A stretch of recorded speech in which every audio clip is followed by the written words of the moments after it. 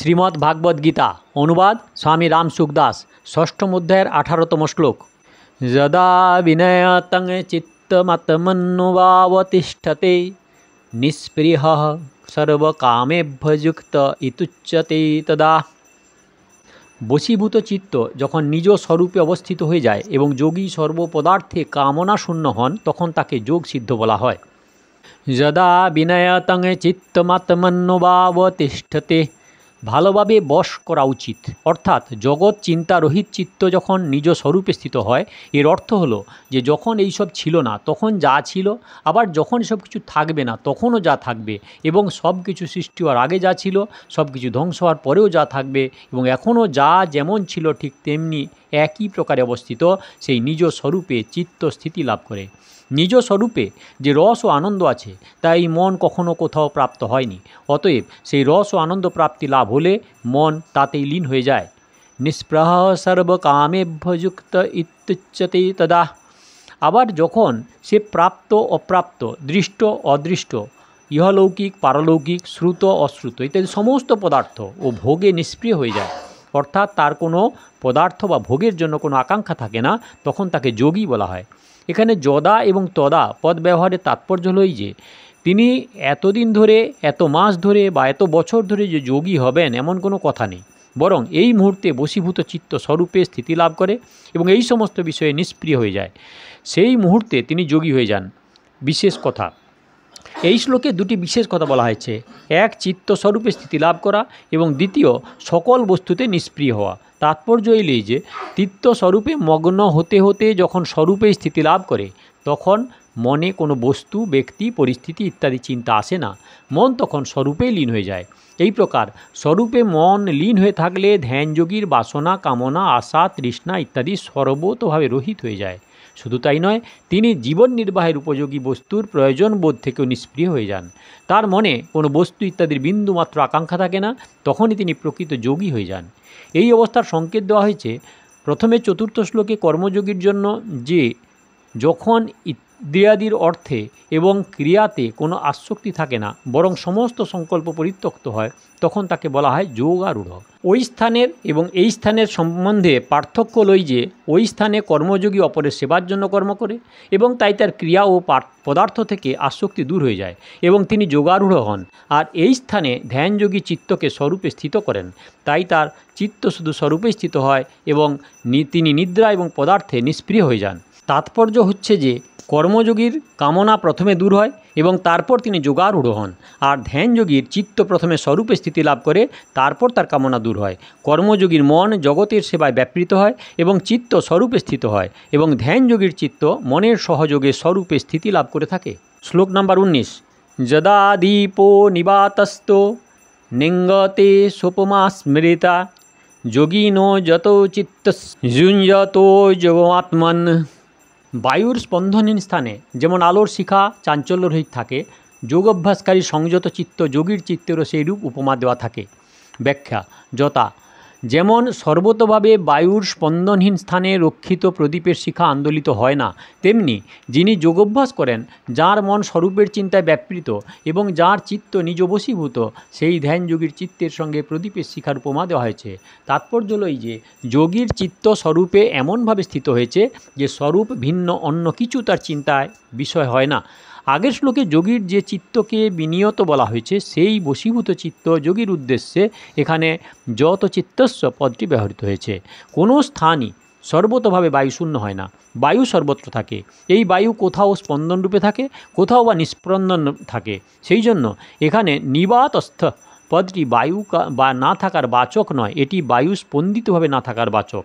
এই স্থানে উপমেয় চিত্তকে পর্বত ইত্যাদি স্থিত অঞ্চল বস্তুর সঙ্গে দৃষ্টান্ত না দিয়ে প্রদীপের শিখার উদাহরণ কেন দেওয়া হয়েছে? প্রদীপের শিখা স্পন্দিত বায়ুতে আন্দোলিত হতে পারে, কিন্তু পর্বত কখনো নড়ে না, অতএব পর্বতের উদাহরণই দেওয়া উচিত ছিল। এর উত্তর বলা যায় যে পর্বত স্বভাবতই স্থির, অচল এবং প্রকাশহীন, আর প্রদীপের শিখায় স্বভাবতই হলো চঞ্চল এবং প্রকাশমান। চঞ্চল বস্তুকে স্থির রাখা বিশেষ কঠিন ব্যাপার। চিত্ত প্রদীপের শিখার ন্যায় স্বভাবে চঞ্চল, তাই চিত্তের সঙ্গে প্রদীপের শিখার উপমা দেওয়া হয়েছে। দ্বিতীয়ত, প্রদীপের শিখা যেমন দীপ্যমান হয়, তেমনি যোগীর চিত্তে পরমাত্মা তত্ত্ব জাগ্রত হয় এই জাগৃত সুষুপ্তি থেকেও বিশেষ রূপ। যদিও সুষুপ্তি এবং সমাধি জগৎ সংসার সম্বন্ধে নিবৃত্তি এই দুটিতেই সমান হয়ে যায়, কিন্তু সুষুপ্তিতে চিত্তবৃত্তি অবিদ্যায় লীন হয়ে যায়, অতএব সেই অবস্থায় স্বরূপের প্রকাশ হয় না। অপরপক্ষে সমাধিতে চিত্তবৃত্তি জাগ্রত থাকে। তাই এখানে প্রদীপের শিখার উদাহরণ দেওয়া হয়েছে। এই কথাটি 4th অধ্যায়ের 27তম শ্লোকে জ্ঞান দীপিতে পদ দ্বারা বলা হয়েছে। শ্লোক নাম্বার 20। যত্র পরমতে চিত্তং নিরুদ্ধং যোগ সেবয়া যত্র চৈবাত্মনাত্মানাং পশ্যন্নামিতুষ্যতি। যোগাভ্যাস করলে যে অবস্থায় নিরুদ্ধ চিত্ত উপরত হয় এবং যে অবস্থায় নিজের স্বরূপে নিজের আমিকে দেখে নিজেতেই পরিতুষ্টি লাভ করে। ব্যাখ্যা: ধ্যান যোগের আগে ধারণা হয় যে মনকে শুধুমাত্র স্বরূপে স্থিত করতে হবে। এইরূপ ধারণা হলে স্বরূপ ছাড়া অন্য কোনো বৃত্তি যদি উৎপন্ন হয়েও যায় তবে সেটি উপেক্ষা করে সেটিকে সরিয়ে এবং চিত্তকে কেবলমাত্র স্বরূপে স্থিত করলে যখন মনের গতি কেবল স্বরূপে স্থিত হয় তখন তাকে ধ্যান বলা হয়। ধ্যানের সময় ধ্যাতা, ধ্যান এবং ধ্যেয় এই ত্রিপুটি থেকে অর্থাৎ সাধক ধ্যান করার সময় নিজের ধ্যাতা বা ধ্যানকারী বলে মনে করে, স্বরূপে তন্ময় বৃত্তিকে ধ্যান বলে মনে করে এবং সাধ্যরূপ স্বরূপকে ধ্যেয় বলে মনে করে। তাৎপর্য হল এই যে যতক্ষণ এই তিনটি পৃথক পৃথক জ্ঞান থাকে ততক্ষণ তাকে ধ্যান বলা হয়। ধ্যানে ধ্যেয়ের প্রাধান্য থাকায় প্রথম অবস্থায় সাধকের নিজের ধ্যাতা ভাবটি বিস্মরণ হয়, পরে ধ্যানের বৃত্তিও বিস্মরণ হয়, শেষে শুধুমাত্র ধ্যেয়ই জেগে থাকে। একে বলা হয় সমাধি। চিত্তের এটি হলো সংপ্রজ্ঞাত সমাধি, যা একাগ্র অবস্থায় ঘটে থাকে। এই সমাধি দীর্ঘকাল অভ্যাস করলে পরে অসংপ্রজ্ঞাত সমাধি হয়। এই দুটি সমাধির মধ্যে পার্থক্য হল যে যতক্ষণ ধ্যেয় ও ধ্যেয়ের নাম এবং নাম নামী সম্বন্ধে তিনটি বীজ থাকে ততক্ষণ তাকে সংপ্রজ্ঞাত সমাধি বলা হয়। একে বলা হয় চিত্তের একাগ্র অবস্থা। কিন্তু যখন নামের স্মৃতি না থেকে কেবল নামই থেকে যায় তখন তা অসংপ্রজ্ঞাত সমাধি হয়। একেই বলা হয় চিত্তের নিরুদ্ধ অবস্থা। নিরুদ্ধ অবস্থায় দু প্রকার সমাধি হয়, সজীব এবং নির্জীব। যাতে সংসারের বাসনা সূক্ষ্মভাবে থাকে তাকে বলা হয় সবীজ সমাধি। সূক্ষ্ম বাসনা থাকায় সবীজ সাধনাতে সিদ্ধাই প্রকটিত হয়। সাংসারিক দৃষ্টিতে এই তথাকথিত সিদ্ধিগুলিকে ঐশ্বর্য বলা হলেও পারমার্থিক দৃষ্টিতে চেতন তত্ত্বের প্রাপ্তিতে এইগুলি বিঘ্নস্বরূপ। ধ্যানযোগী যখন এই সিদ্ধিগুলি নিস্তত্ত্ব বলে জেনে তার থেকে বিরত থেকে যান তখন তার নির্জীব সমাধি হয়।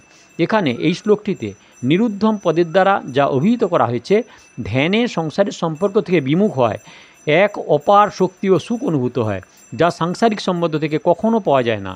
সংপ্রজ্ঞাত সমাধিতে তার থেকে বিশেষ সুখ অনুভূত হয়। এই সংপ্রজ্ঞাত সমাধি থেকে অসংপ্রজ্ঞাত সমাধিতে আরও বেশি সুখ অনুভূত হয়। সাধক যখন নির্বীজ সমাধি অবস্থায় পৌঁছায় তখন তিনি বিশেষভাবে সুখ ও আনন্দ অনুভব করতে থাকেন।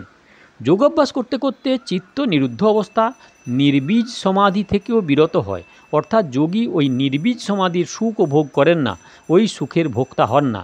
সেই সময় তিনি নিজ স্বরূপে নিজেকেই অনুভব করে নিজেই সন্তুষ্ট হয়ে যান। সংসারে চিত্তের কোনো প্রয়োজন থাকে না, না আবার স্বরূপকেও তা ধারণ করতে পারে না, কারণ চিত্ত প্রকৃতির কার্য হয়, সেটি জড় পদার্থ আর স্বরূপ হলো চেতন। সুতরাং জড় চিত্ত চেতন স্বরূপকে কিভাবে ধারণ করতে পারবেন তা কখনোই সম্ভব নয়, তাই সেটি বিরত হয়। চিত্ত বিরত হলে চিত্তের সঙ্গে সর্বতভাবে যোগীর সম্পর্ক বিচ্ছিন্ন হয়ে যায়। তুষ্যতি বলার তাৎপর্য হল যে তার সন্তুষ্টির আর অন্য কোনো কারণ থাকে না, একমাত্র স্বরূপই তার সন্তোষের কারণ হয়। এই শ্লোকটির সার হল যে নিজের সাহায্যে নিজের ভেতরে নিজ স্বরূপের অনুভব হয়। এই তত্ত্ব নিজের ভেতর একইভাবে থাকে, কেবল সংসারের সঙ্গে নিজ সম্পর্ক মানার জন্য চিত্তবৃত্তিগুলি সংসারে লেগে থাকে, যার জন্য এই তত্ত্বের অনুভব হয় না। ধ্যান যোগের সাহায্যে যখন চিত্ত সংসার হতে বিচ্ছিন্ন হয় তখন যোগীর চিত্ত হতে এবং সংসার হতে সর্বতোভাবে সম্বন্ধ বিচ্ছেদ হয়ে যায়। সর্বতোভাবে সম্বন্ধ বিচ্ছিন্ন হলেই তার স্বতই নিজ স্বরূপের অনুভব হয়ে যায়। বিশেষ কথা, ধ্যান যোগে যে তত্ত্বপ্রাপ্তি হয় সেই তত্ত্ব কর্মযোগেও প্রাপ্ত হওয়া যায়, কিন্তু এই দুই সাধনার কিছু পার্থক্য আছে। ধ্যান যোগে সাধকের চিত্ত যখন সমাধি সুখ থেকে বিরত হয় তখন তিনি নিজের মধ্যেই নিজে সন্তুষ্ট হয়ে থাকেন। কর্মযোগে সাধক যখন নিজ মনোগত বাসনা সর্বতোভাবে পরিত্যক্ত করেন তখন তিনি আপনাতে আপনি তুষ্ট হয়ে থাকেন। ধ্যান যোগে মন স্বরূপে স্থিত হলে মন তদাকার এবং সমাধি হয়। মন যখন সেই সমাধি থেকেও বিরত হয়ে যায় তখন যোগীর চিত্তের সঙ্গে সম্পর্ক ছেদ হয় এবং তিনি আপনাতে আপনিই সন্তুষ্ট হন। কর্মযোগে মন, বুদ্ধি, ইন্দ্রিয়াদি, শরীর ইত্যাদি পদার্থ এবং সমস্ত ক্রিয়ার প্রবাহ কেবল অন্যের হিতের চিন্তায় থাকে। ফলে সমস্ত মনোবাসনা দূর হয়। কামনা ত্যাগ হলেই মন থেকে তার সম্পর্ক ছিন্ন হয় এবং তিনি আপনাতে আপনি সন্তুষ্ট হন। এই হলো শ্লোক নাম্বার 18, 19 আর 20। দয়া করে সাবস্ক্রাইব করবেন, ভালো লাগলে লাইক করবেন, শেয়ার করবেন। আর পেছনের ভিডিও দেখতে হলে কাকন বাসুতে ক্লিক করে ভিডিও দেখবেন, আর আগের ভিডিও দেখতে হলে অপেক্ষা করুন।